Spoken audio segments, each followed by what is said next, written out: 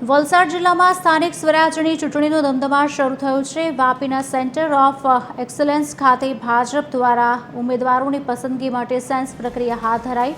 ખાસ કરીને વાપી મહાનગરપાલિકાની 52 બેઠક માટે 300થી વધુ દાવેદારોએ ટિકિટની માંગ કરી। પ્રદેશ નિરીક્ષકો દુષ્યંત પટેલ, મંત્રી કમલેશ પટેલ, મુક્તાબેન જોશીએ કાર્યકરોને સાંભળ્યા હતા।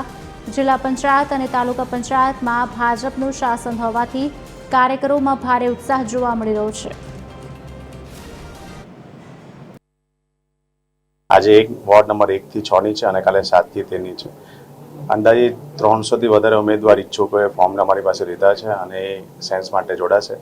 આ વખતે વાપી મહાનગરપાલિકાના ઉત્સાહ અને વિકાસનો જોર જોઈને આ વખતે ભારતીય જનતા પાર્ટીના ઉમેદવાર તરીકે ઘણા કાર્યકર્તા સામેલ થવા ઈચ્છુક છે। તે પ્રક્રિયા આજે અમે અહીંયા જોડાયા છે। વાપી મહાનગરપાલિકાની વાત કરીએ તો 13 વોર્ડ છે। 13 વોર્ડમાંથી જે રીતે અમારા પ્રમુખ મનીષભાઈએ વાત કરી 13માંથી 300 ફોર્મ લોકો ઈચ્છુક લોકોએ લીધેલા છે અને 2 દિવસનો કાર્યક્રમ છે અને લોકો ઉત્સાહથી આમાં પ્રક્રિયામાં ભાગ લઈ રહ્યા છે।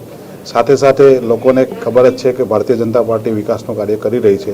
વિકાસના કાર્યક્રમમાં એ લોકો પોતે ભાગીદાર બને એના માટે આજે ફોર્મની પ્રક્રિયામાં સેન્સમાં એ લોકો સામેથી આવીને લોકો ફોર્મ લઈને પોતે ફોર્મ ભરીને અહીંયા નિરીક્ષકની સામે સેન્સ આપવા માટે